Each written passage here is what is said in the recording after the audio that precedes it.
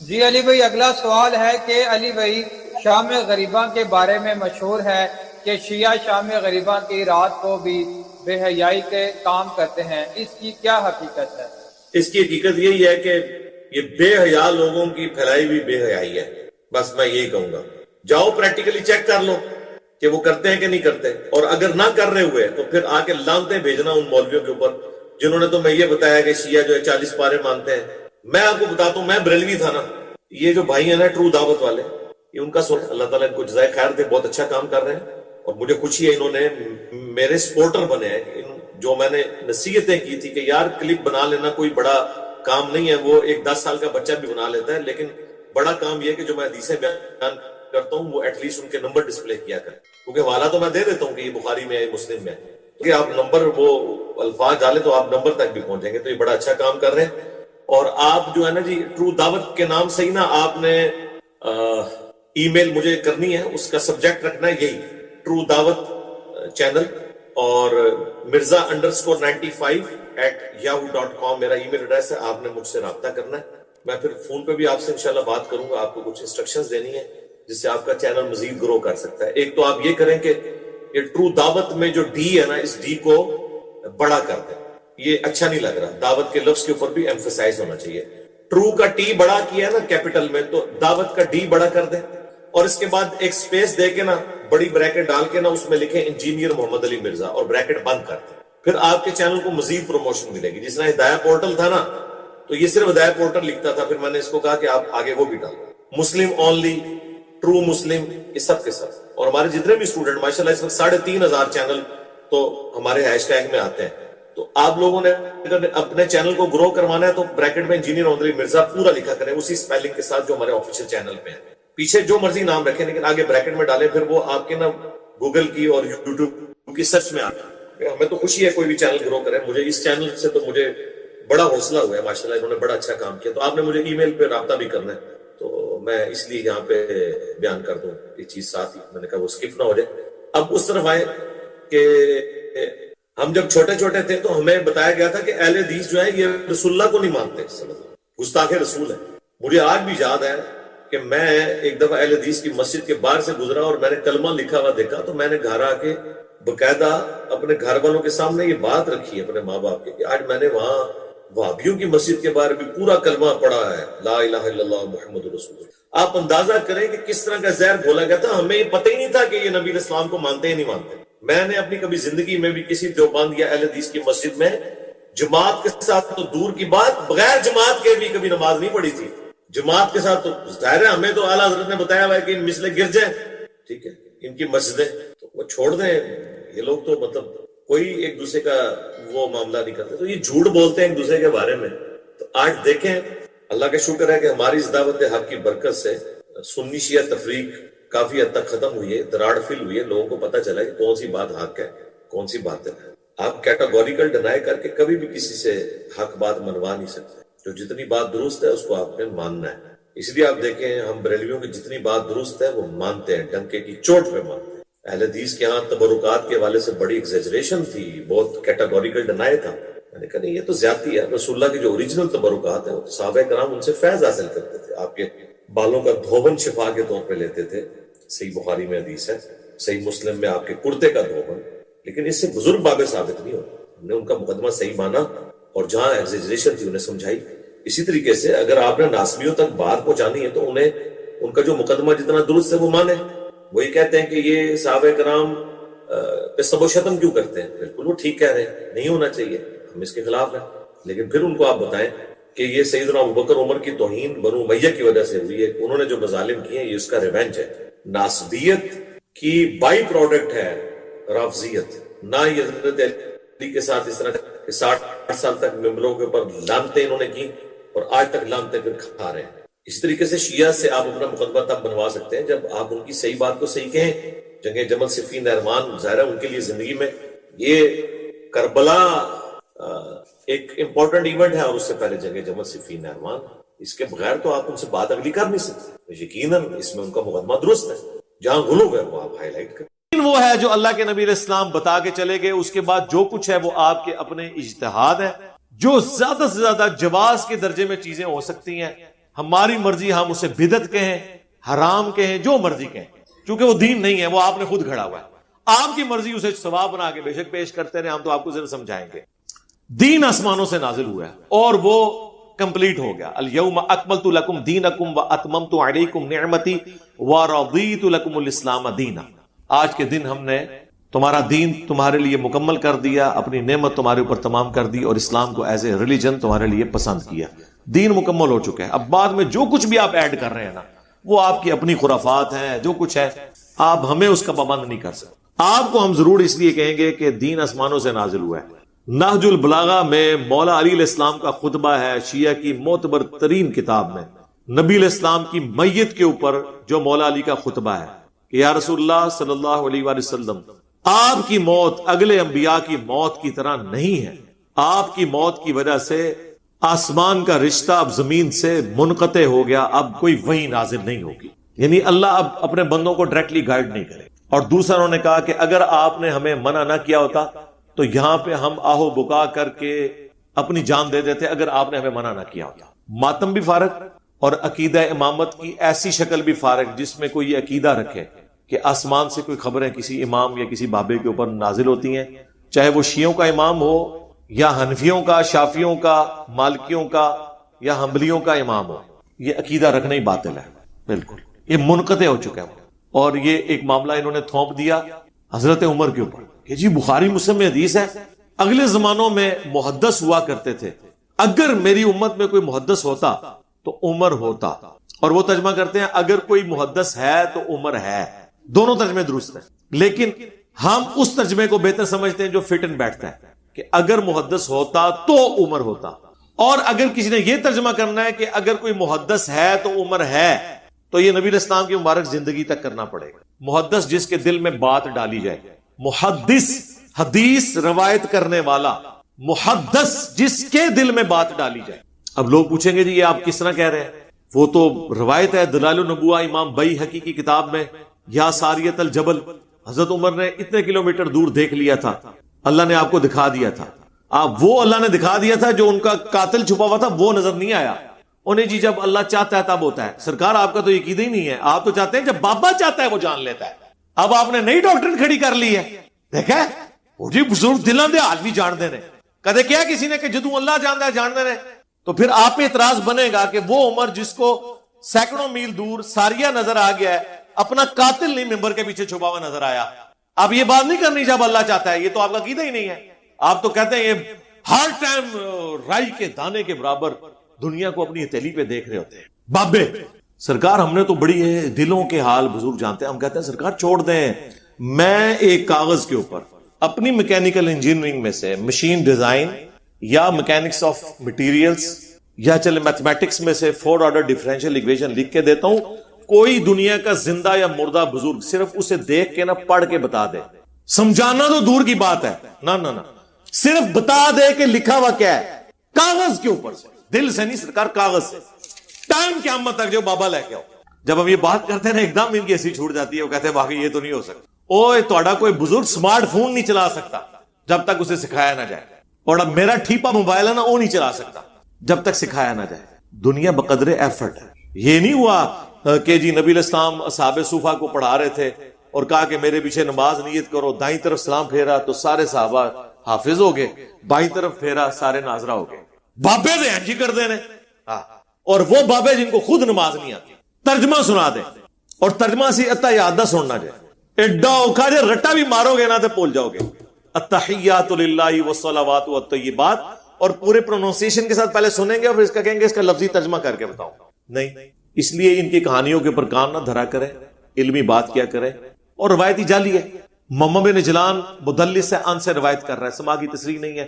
دوسری سند جو امام بیہقی نے لی ہے وہ منقطع ہے. دونوں کے اوپر شیخ زبیر صاحب کا پورا مضمون آیا اپنے فتاوی علمیہ کے اندر. روایتی ثابت نہیں ہے. دلائل النبوہ میں ہے، مشکات کے اندر بھی موجود ہے. ہماری روایت بخاری میں سیدنا عمر رضی اللہ تعالیٰ عنہ کہتے ہیں جب تک رسول اللہ ہمیں موجود تھے اللہ تعالیٰ میں وحی کے ذریعے بھی خبر دے دیتا تھا، لیکن جب سے نبی علیہ السلام دنیا سے تشریف لے گئے ہیں اب ہم لوگوں کے ظاہری اعمال کے اوپر فیصلہ کریں گے، ان کے دل کا معاملہ اللہ کے سپرد کریں گے. کیوں کہ اب وحی کے ذریعے پرسش نہیں ہو رہی، وہی کا سلسلہ ختم. جب سیدنا عمر خود بول کے کہہ رہے ہیں, وہ تو بڑا اچھا موقع تھا, آپ کہتے سوائے میرے کہ میرے دل میں کوئی بات ڈال دی جائے یا مجھے کوئی منظر دکھا دیا جائے, کیونکہ میں تو محدث ہوں. سمجھ آئی آپ کو بات؟ اس سے بھی بڑھ کر صحیح مسلم میں حدیث, ام ایمن وہ بڑھیا تھی جن کے پاس نبی الاسلام بھی چلے جایا کرتے تھے. جب حضرت ابوبکر خلیفہ بنے, انہوں نے ایک دن حضرت عمر سے کہا کہ ہم بھی ام ایمن کے پاس جاتے ہیں, رسول اللہ بھی کبھی کبھار چلے جاتے تھے, چلو ہمارے دل کا غم بھی ہلکا ہو جائے گا. دونوں پہنچے تو ام ایمن سلام اللہ علیہا ورضی اللہ تعالی عنہا رو رہی تھی. تو انہوں نے اپنی طرف سے تسلی دی حضرت عمر نے کہ آپ نہ روئیں, رسول اللہ کو تو اللہ نے اتنا مرتبہ دیا ہے جو قرآن میں بھی ہے, وَلَلْآخِرَةُ خَيْرٌ لَكَ مِنَ الْأُولَى, نبی آپ کا ہر آنے والا لمحہ گزرے ہوئے لمحے سے بہتر ہوگا. اللہ کے نبی تو اللہ کی جنتوں میں ہیں, آپ کو بہتر مقام مل گیا. بلکہ میں تو اس میں ایڈ کروں گا کہ امت کی جو تکلیفیں آپ دیکھ کے دکھی ہوتے تھے, اس دکھ سے بھی اللہ نے نجات دی. موت تو ایک راحت بن کے آئی حضور کے لیے, اللہ سے ملاقات بھی ہوگی. تو ام ایمن نے ایسا جواب دیا کہ حضرت ابوبکر عمر بھی ششدر رہ گئے. اس عورت کا دماغ وہاں گیا جہاں ان دو بڑوں کا بھی نہیں گیا. انہوں نے کہا میں اس لیے نہیں رو رہی ہوں, مجھے پتا ہے کہ اللہ کے نبی اعلیٰ درجے میں ہے, میں اس لیے رو رہی ہوں کہ اب آسمان کا زمین سے رشتہ منقطع ہو گیا, اب کوئی وحی نازل نہیں ہوگی. کیا مطلب؟ کہ اب جو کچھ ہم کریں گے نا, ہماری غلطیوں پہ ہمیں کوئی متنبع نہیں کرے گا کہ آپ نے خلاف شرع کام کیا. جو کچھ کرنا ہوگا ہمارا ہی اجتہاد ہوگا, غیبی خبر کوئی نہیں آئے گی. تو سرکار بڑا اچھا موقع تھا, حضرت عمر تو وہاں موجود تھے. وہ کہتے ام ایمن یہ آپ کیوں بات کر رہی ہیں, میں ہوں نا, تسلی رکھیں, میرے دل میں اللہ تعالیٰ باتیں ڈالتا رہے گا, مجھے الہام ہوتا رہے گا, کشف ہوتا رہے گا. میں محدث ہوں نا, جو ابن عربی میں نے چول ماری اور امت میں ایک دروازہ کھول دیا, اور ہمارے استاد مولانا اسحاق صاحب رحمہ اللہ تعالیٰ ان کی وجہ سے ڈسیو ہوئے, اور انہوں نے اتنا بڑا جملہ بول دیا اس کے بیاف کے اوپر کہ جی منصب نبوت قیامت تک جاری رہے گا لیکن کوئی دعوی نبوت نہیں کر سکتا. کوئی بندہ نہ کہے کہ نبوت بند ہے, اے خطرناک گل ہے. ایک کہو کہ منصب نبوت بند ہے, پوسٹنگ نہیں ہونی. ہوں کوئی امت فیض نہیں بند یار, نبوت دائما کہنا چاہیے. اس امت کے اندر بھی نبوت جاری, بالکل کمال میرے کی کمال ہے. دو کہ اللہ گل کرے وہ جاری, نہ لے کار دے کہ ہاں میں نہیں کشف نہیں فرمایا, کوئی نہیں ایسی گل. اللہ دے رسول اللہ صلی اللہ علیہ وسلم اعلانیہ فرمایا کہ تو پہلیاں امتوں کے اندر ایسے لوگ ہوں جڑے محدث ہوں, یعنی غیر یکون انبیاء, نبی نہیں سی ہوں, محدث ہوں. اللہ انہوں نے کلام کرتا سی. موسیٰ علیہ السلام دی ماں تے قرآن دا وحی آئی, حضرت مریم تے اللہ دا فرشتیاں ذریعے کلام ہویا. وہ جے امت ایڈی گئی گزری بیٹھے نہیں ہن کلام ہونا تو پتہ بہ گیا. پھر اس تو کلام جاری ہے. بس وہ منصب دا دعویٰ نہیں کرنا, کسی نہیں کہنا میں نبی ہوں, یا لوگوں نے منواوے یا امت بنائے جو ہے نا مردیاں نے چٹا, اے جرم ہے.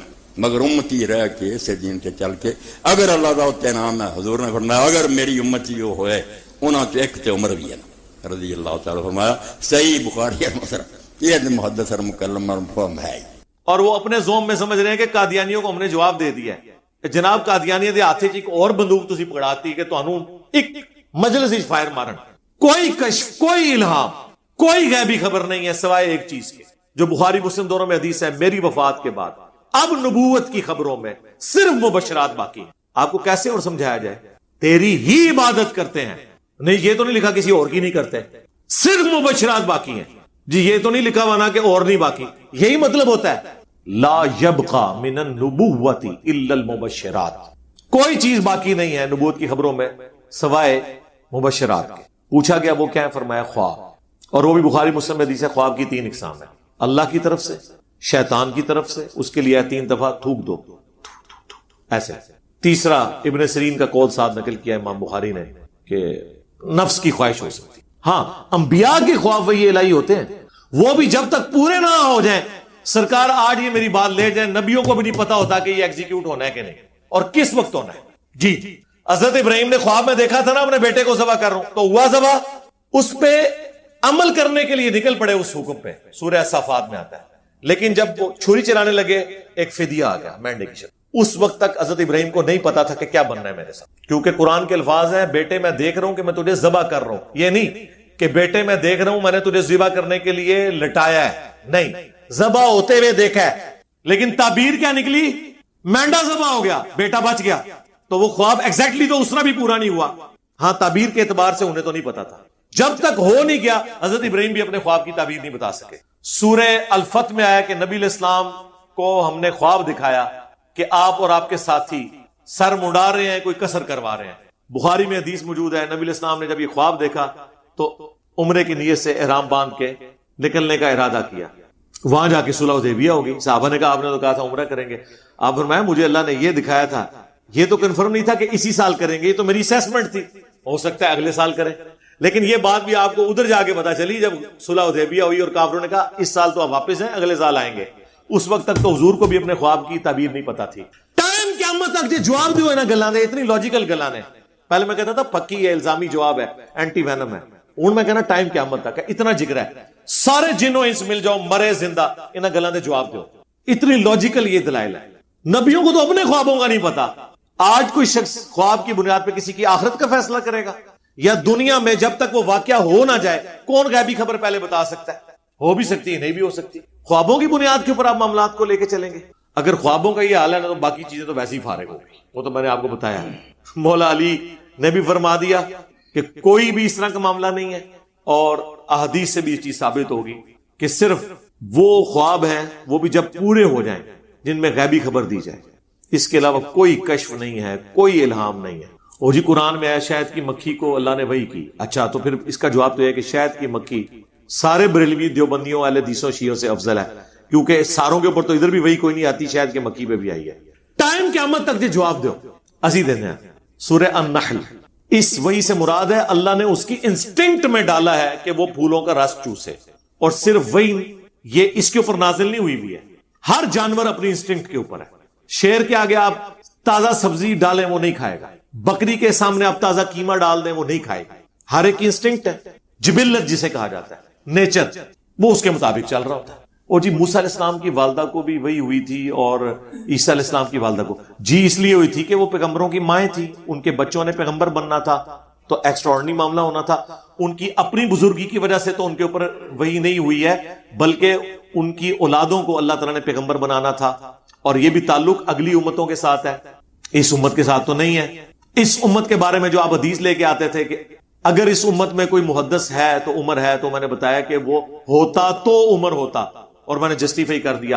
اور اگر آپ کہتے ہیں ہے تو عمر ہے، تو نبی الاسلام کی مبارک زندگی تک وہ ہم مانتے ہیں. صحیح مسلم میں حدیث ہے کہ پردے کی جو آیات، بخاری میں بھی کچھ حصہ موجود ہے، پردے کی آیات کا مشورہ، تحویل قبلہ میں کے بعد مقام ابراہیم پہ کھڑے ہونے کا مشورہ، اور غزوہ بدر کے قیدیوں کو چھوڑنے کا مشورہ، منافقین کا جنازہ نہ پڑھانے کا مشورہ. یہ وہ مشورے تھے جن کے بارے میں حضرت عمر کہتے ہیں میں نے ان باتوں میں اپنے رب کی موافقت کی.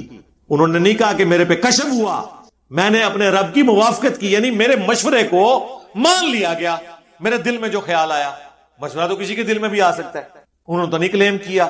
اور اس میں حضرت عمر کی اس میں کوئی یونیکنس تو نہیں ہے. ابو داؤد میں موجود ہے ایک صحابی کو نیند اور بیداری کی درمیانی حالت میں ہے، وہ نیند کی حالت جاگو میٹی جسے کہتے ہیں، اذان سکھا دی گئی کہ اذان کے یہ الفاظ ہوں گے. نبی الاسلام کو جب سنایا آپ نے کنفرم کر دیا کہ یہ غیبی خبر ہے. آپ نے اذان اس خواب کی بنیاد کے اوپر وہ اذان جاری کر دی.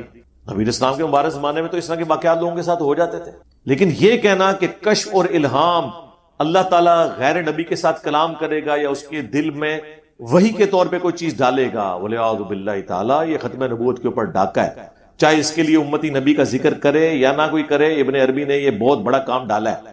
اور مولانا اسحاق صاحب اس کی وجہ سے دھوکے کا شکار ہوئے. ایک شخص جو ہے وہ انگوروں کا جوس کہہ کے شراب کو پی رہا ہے اور دوسرے شراب کہہ کے دونوں شراب پی رہے ہیں.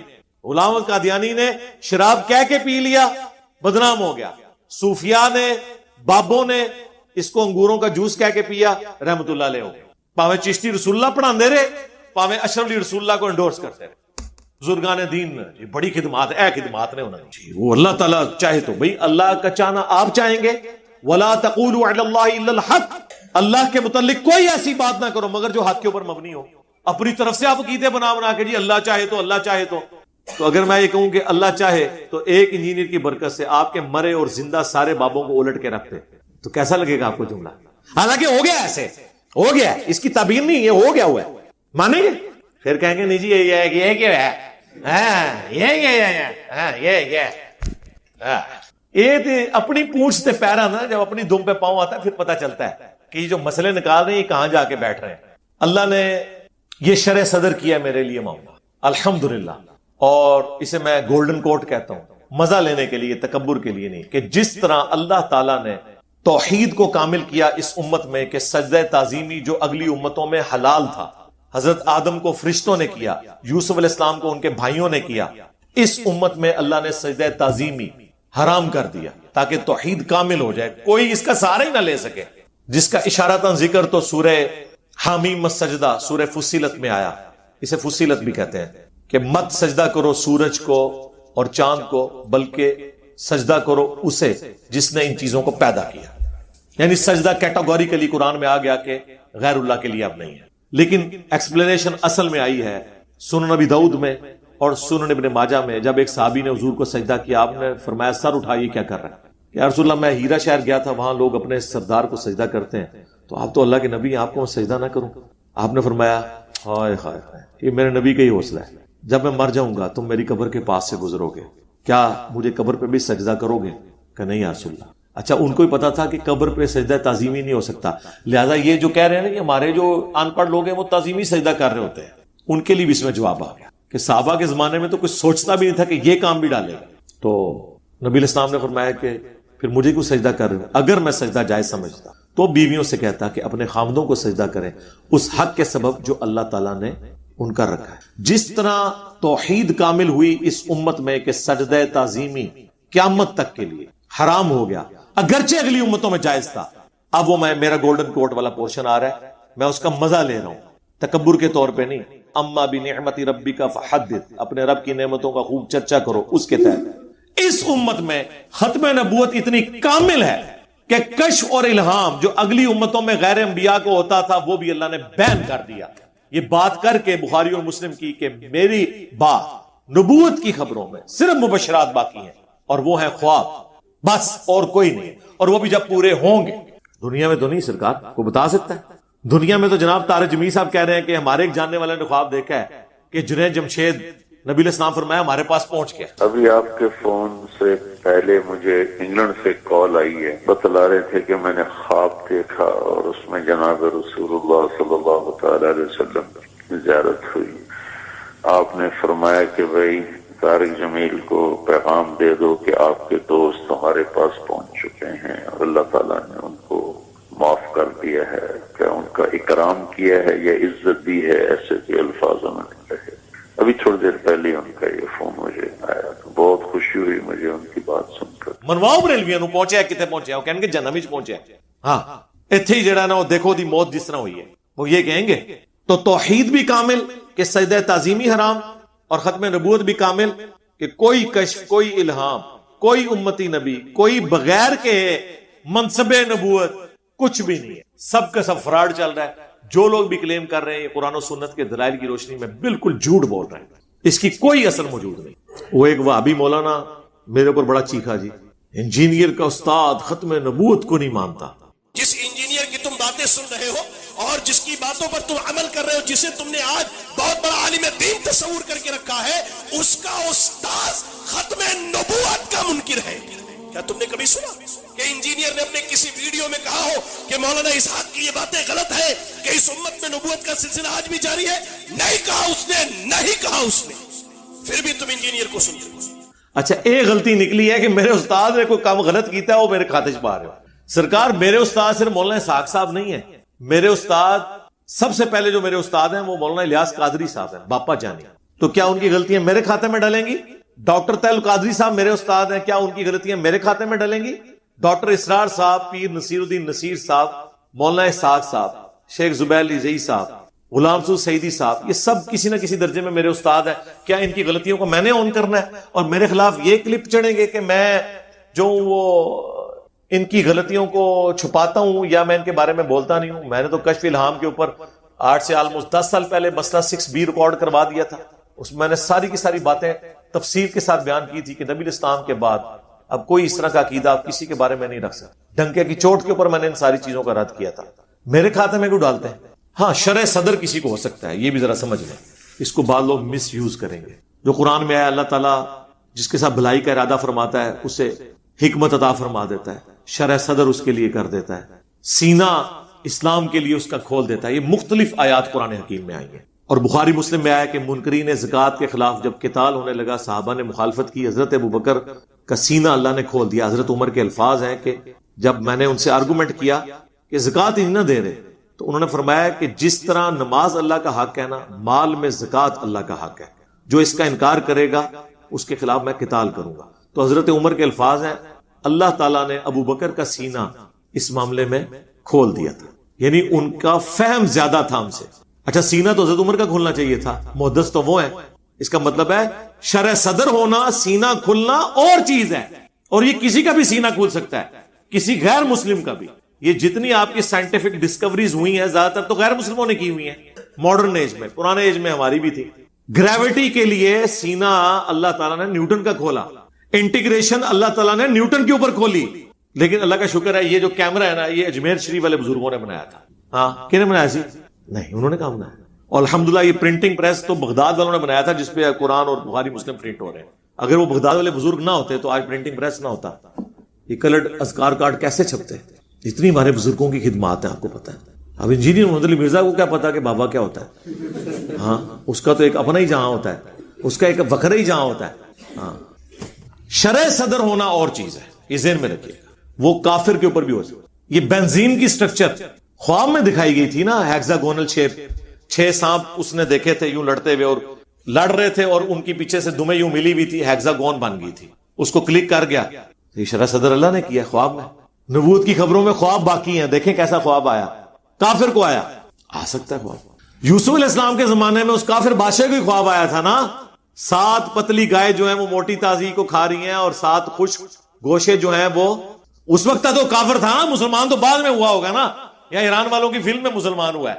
قرآن میں تو وہ کافر ہی ہے، فرعون ہی تھے نا. تو کافر کے بادشاہ کو بھی خواب آیا، اس کی بھی تعبیر بتا دی. یہ ایک ڈپارٹمنٹ یہ الگ ہے، اس کی تعبیر جب تک نہ ہو، پریکٹیکلی سامنے نہ آئے، پتہ نہیں چلتا. بخاری مسلم کے الفاظ ہیں، نبی اسلام کہتے ہیں میں نے خواب میں دیکھا کہ میرے ہاتھ میں 2 سونے کے کنگن ہیں، اور مجھے بڑا ناگوار ہوا، میں نے پھونک ماری، وہ غائب ہو گئے.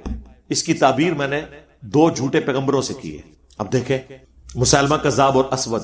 بخاری میں الفاظ ہیں نبی اسلام نے غزوہ احد سے پہلے خواب دیکھا کہ آپ کے سامنے گائے ذبح ہو رہی ہے. تعبیر کیا ہوئی؟ صحابہ کرام شہید ہو گئے. مسند احمد میں مشہور حدیث مشکات میں موجود ہے جو ابن عباس نے 10 محرم کے دن خواب دیکھا تھا کہ نبی الاسلام اپنی وفات کے 50 سال بعد ان کے خواب میں آئے. خون کی ایک شیشی اٹھائی ہوئی ہے جس میں خون ہے اور پرانگدہ حالت ہے. کہا یا رسول اللہ میرے ماں باپ آپ پہ قربان، آپ کی کیا حالت ہے؟ فرمایا کہ صبح سے حسین اور اس کے ساتھیوں کا خون جمع کر رہا ہوں، انہیں کربلا میں قتل کر دیا گیا. گھبرا کے اٹھے، وہ دن اور تاریخ نوٹ کی، اور بعد میں پتا چلا کہ اسی دن اسی تاریخ کو حسین ابن علی شہید ہوئے. وہ بھی بعد میں پتا چلا. لیکن نبی الاسلام جو آئے وہ کیا ایکچولی آئے تھے؟ نہیں، وہ اللہ تعالیٰ دکھاتا ہے. اسی طریقے سے جس نے سلائی مشین بنائی تھی، عام جو سوئی ہوتی ہے نا، اس میں جو دھاگا ڈالنے کی جگہ ہے نا، وہ نوک والی سائڈ پہ نہیں، اپوزٹ سائڈ پہ ہوتی ہے. لیکن جو سلائی والی مشین ہے اس کی دوسری سائڈ پہ ہوتی ہے. یہ اس کو خواب میں دکھایا گیا تھا. بڑا پریشان تھا. جو محنت کرتا ہے نا اللہ تعالیٰ اسے اجر دے دیتا ہے. اس نے خواب میں دیکھا کہ کچھ لوگوں نے بانس اٹھائے میں، جن کے اوپر والے حصوں میں جو پتلی والی سائڈ ہے نا، اس کے اوپر رسیاں پروئی ہوئی ہیں. اور اگر آپ سوئی کو بھی غور سے دیکھیں نا، اس کی بیک سائڈ موٹی ہوتی ہے اور جو نوک والی سائڈ ہے وہ پتلی ہوتی ہے. بانس بھی پیچھے سے موٹا ہوتا ہے، آگے سے پتلا ہوتا ہے. یہ اس کو کلک کر گیا، اس نے جناب ادھر دھاگا ڈالا، وہ مشین کام کر گئی. یہ خواب میں اللہ نے غیبی خبر دی، کسی مسلمان کو نہیں، غیر مسلم کو. وہ کسی کے ساتھ بھی ہو سکتا ہے. اہل تشیع کو ان کے اصول کے اوپر گرایا ہے کہ تمہیں سب سے بڑا ایشو کیا ہے. وہ یہ کہتے ہیں کہ ہمارے اوپر آپ لوگ الزام لگاتے ہو کہ ہم صحابہ کو گالیاں دیتے ہیں، اور تم لوگوں کی جرت نہیں کہ تم اپنی کتابوں سے یہ بتا سکو کہ سب سے پہلے مولا علی علیہ السلام پہ لعنت شروع کی تھی بنو امیہ نے. اور واقعی کوئی نہیں بتاتا تھا. کس نے بتایا؟ مودودی صاحب ایک بندے تھے جنہوں نے بتایا، خلافت و ملوکیت لکھ کے سارے لوگ ان کے خلاف ہوئے.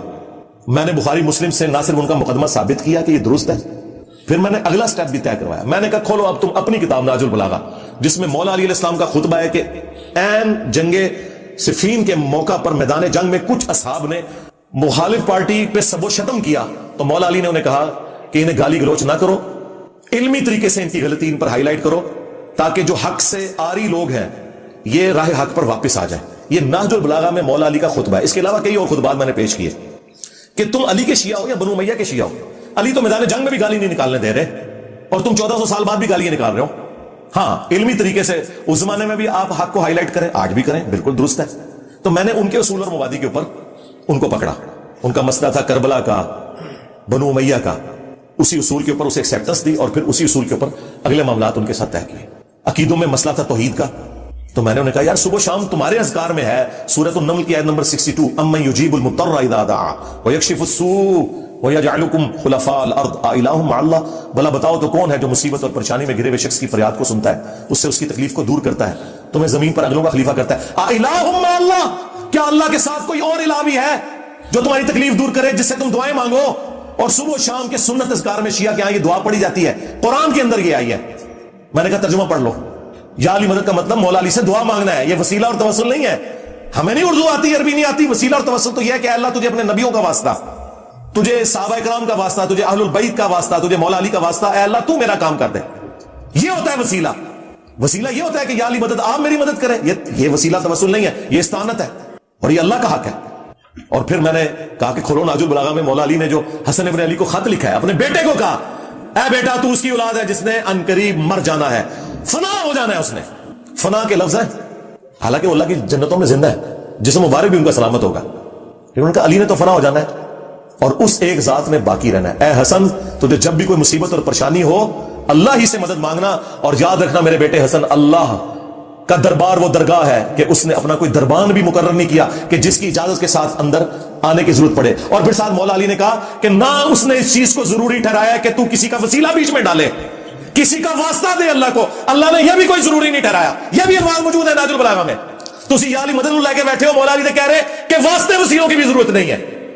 آپ مجھے بتائیں کہاں بھاگیں گے یہ؟ اور پھر مولا علی کا وہ خطبہ جو ناج البلاغہ میں موجود ہے، حضور کی میت میں کہہ رہے ہیں یا رسول اللہ آپ کی موت اگلے انبیاء کسی نہیں ہے، آپ کی موت نے آسمان کا زمین سے رشتہ منقطع کر دیا، اب قیامت تک کوئی غیبی خبر نہیں آئے گی، تھوڑے سارے کشف الہام، ٹھیک ہے جی، عقیدہ امامت اس اعتبار سے کہ اسے ڈیوائن مانا جائے، سب کچھ فارغ کر دیا مولا علی نے۔ اگر مولا علی کہہ رہے ہیں کہ آسمان سے خبر ختم ہو چکی ہے، مولا علی کو اگر خبر نہیں آ رہی تو بعد والے تو شاہی کوئی نہیں، پھر آج کوئی بابا آگے دعویٰ کرتا جی منو فلاں آیا ہو گیا تو ہو گیا۔ اور دوسرا انہوں نے کہا یا رسول اللہ اگر آپ نے ہمیں منع نہ کیا ہوتا تو یہ جو غم ہم پر آیا نا، ہم اپنی جان یہاں دے دیتے رو رو کے، ماتم بھی فارغ ہو گیا۔ اب میرے بھائیوں ایک اور دعویٰ جو اس وقت کے جیوز اور کرسچنز کرتے تھے اس کا ذکر آ رہا ہے، اور آلموسٹ اسی قسم کا دعویٰ اس امت میں بھی پایا جاتا ہے۔ وَقَالُوا لَن يَدْخُلَ الْجَنَّةَ إِلَّا مَنْ كَانَ هُودًا أَوْ نَصَارًا، وہ کہتے ہیں کہ جنت میں تو داخل ہی نہیں ہو سکتا کوئی اس وقت تک جب تک کہ وہ یہودی یا عیسائی نہ ہو جائے۔ اچھا یہ نہیں ہے کہ کوئی ایک بندہ جو کہہ رہا تھا کہ یا یہودی بن جاؤ تو یا عیسائی بن جاؤ جنت میں جاؤ گے، یہ بات کو لٹریچر کی زبان میں کہا گیا ہے کہ یہودیوں کا یہ دعویٰ ہے کہ جنت میں جانے کے لیے یہودی ہونا ضروری ہے، اور کرسچنز کا یہ دعویٰ ہے نصارہ کا کہ جنت میں جانے کے لیے نصرانی ہونا ضروری۔ اب یہاں پہ بھی یہی ہے، آپ سنی سے پوچھ لیں کہ بھئی جنت میں جانے والا فرقہ کون سا ہے تو وہ کہے گا جی سنی ہونا چاہیے، چاہے آپ حنفی ہو جائیں، شافعی ہو جائیں، مالکی ہو جائیں، حنبلی ہو جائیں۔ اور مزید ڈیپ کریں، حنفیوں میں آ جائیں تو دو بڑے گروہ یہاں پہ سب کانٹیننٹ میں پائے جاتے ہیں اور جن کی جائز اولاد پوری دنیا میں موجود ہے، بریلوی اور دیوبندی۔ ان سے ذرا پوچھیں تو وہ کہیں گے کہ بریلوی ہو جائیں تو آپ کامیاب ہو جائیں گے، دیوبندی کہیں گے آپ دیوبندی ہو جائیں تو کامیاب ہو جائیں گے، بیماری سیم ہی ہے۔ اب اس کے اوپر ورڈک اللہ کی دیکھیں، تل کا امانیہم، اللہ تعالیٰ فرماتا ہے یہ ان کی من گھڑت باتیں ہیں، یہ ان کی خواہشات تو ہو سکتی ہیں، ریالٹی کا اس سے کوئی تعلق نہیں، وشفل تھنکنگز ہیں ان کی، ان کا اپنا گمان۔ اور یہ اسی طرح ہی ہے، آپ دیکھیں کئی لوگوں سے آپ ڈسکشن کریں نا کہ قرآن میں یہ لکھا ہے، حدیث میں یہ لکھا ہے، وہ کہتے ہیں یہ لکھا ہوا ہے لیکن میری اندر کی آواز یہ ہے، اندر بڑے ہوتا ہے شیطان، انہوں اندر دی آواز کہہ رہا ہوں، اندر کی آواز، وجدان، کیفیت، روحانیت، یہ ساری چیزیں بعد میں ہیں۔ جس بندے کے دماغ میں گیئر ہی الٹا لگا ہوا ہے وہ اس کو روحانیت سمجھ رہا ہوگا۔ تو روحانیت کا فیصلہ، سچائی کا فیصلہ کسی کی کیفیت پہ نہیں ہونا، کتابوں پہ ہونا۔ ایک بندہ کہتا ہے جی مجھے مزہ آتا ہے کہ 2 × 2 5 ہوتے ہیں، تو آپ لیتے رہے مزہ۔ آپ جناب ہمیں آسمان پہ بھی چڑھ کے بتا دیں نا یہ بات منوانے کے لیے کہ 2 × 2 5 ہوتے ہیں، ہم نہیں مانیں گے، ہم کہیں گے جو ریالٹی ہو تو ریالٹی۔ جادوگروں نے قوم فرعون کے سامنے سورہ طہ میں آتا ہے کہ رسیاں ایسی ان کے اوپر جادو کیا کہ وہ سانپ نظر آئی، ان کو نظر بھی آ گئی۔ تو اس طرح یہ کرتب تو کوئی دکھا دے تو اس سے ریالٹی تو نہیں چھپ جاتی۔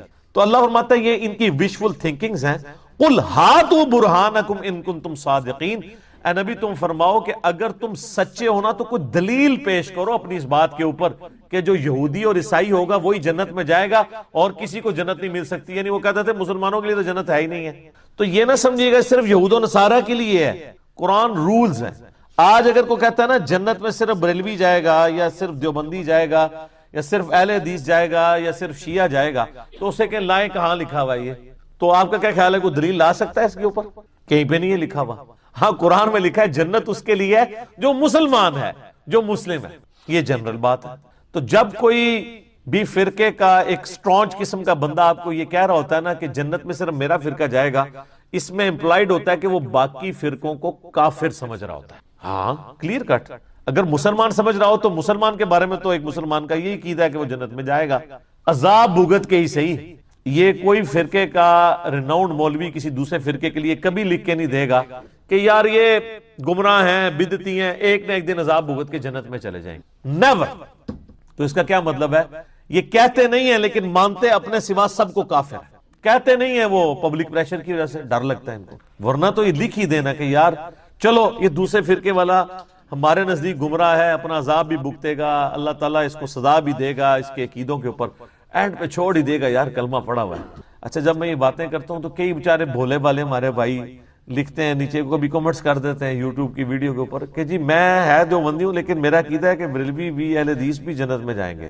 یار تمہارے کہنے سے کیسے یہ عقیدہ ہم مان لیں گے جب تک دیوبندیوں کے علماء نہیں لکھ کے دیں گے. یہ بھی تمہارا بھی تل کا امانیہم ہے, یہ تمہاری وشفل تھنکنگ ہے. کیونکہ دیوبندیت یا بریلویت یا اہل حدیثیت جس چیز کا نام ہے اس میں یہ نہیں ہوتا. ایک بندہ کہے کہ میں نعوذ باللہ ہے تو قادیانی ہوں لیکن میں غلام احمد قادیانی کو دجال سمجھتا, تو یہ اس کی سٹیٹمنٹ کتنی کنٹراڈکٹری ہے. بھئی تو قادیانی رہا ہی نہیں جب تو دجال سمجھتا ہے اس کو, تو پھر کیوں اپنے آپ کو اس کے ساتھ جوڑ رہا ہے؟ تو اگر تو اپنے آپ کہتا ہے میں فلاں فرقے سے ہوں تو اس فرقے سے پہلے علیحدہ ہو, کیونکہ اس فرقے کی یہ عقیدے نہیں ہیں جو ہم کرسچنز کہتے ہیں if there is no crucifixion no Christianity. اگر حضرت عیسیٰ سولی نہیں چڑھے ہیں تو پوری عیسائیت دھڑام سے گر پڑے گی, کیونکہ وہ تو کھڑے اس کے اوپر ہیں کہ وہ سولی چڑھے اور ہمارے گناہوں کا کفارہ بن گئے. دھڑام سے نیچے گرنے کا مطلب یہ ہے کہ انہوں نے حضرت عیسیٰ علیہ السلام کی طرف غلط چیزیں منسوب کی. تو اسی طریقے سے کوئی فرقہ بھی اسٹیبلش رہ ہی نہیں سکتا جب وہ یہ مان لے کہ دوسرے فرقے بھی جنت میں جائیں گے, کیونکہ سارے ہی تو اس حدیث کے اوپر کھڑے ہیں کہ ایک فرقے نے جنت میں جانا ہے اور وہ ہمارا ہے. کہانی بھی تو بہت بڑی ہوئی ہے نا نال. اچھا اب اللہ تعالیٰ سے سنیں, اللہ ان کو تو کہہ رہا لاؤ دلیل کوئی, پھر اللہ تعالیٰ مطلب بلا کیوں نہیں, من اسلم وجہہ للہ وہو محسن. یہ ایک اور یونیورسل ٹروتھ آ رہا ہے, جو کوئی بھی مسلم ہو جائے, سر تسلیم خم کر دے اپنے اللہ کے لیے, وہو محسن اور وہ نیکوکار بھی ہو, مخلص بھی ہو, فلہ اجرہ عند ربہ تو اس کے لیے اس کے رب کے حضور اجر ہے, ولا خوف علیہم ولا هم یحزنون اور نہ اسے قیامت والے دن کوئی خوف ہوگا نہ کوئی غم ہو. تو اللہ تعالیٰ نے یہود و نصارہ کو یہ جواب دیا کہ یہودی یا عیسائی ہونے سے, یعنی کسی پیغمبر کے ساتھ اپنی نسبت کر لینے سے کوئی شخص جنت میں نہیں جائے گا, بلکہ جنت میں وہ جائے گا جو پیغمبروں کی تعلیمات پر عمل کرے گا. اور پیغمبروں کی تعلیمات کیا ہیں؟ من اسلم وجہہ للہ, سر تسلیم خم کرو اللہ کے لیے.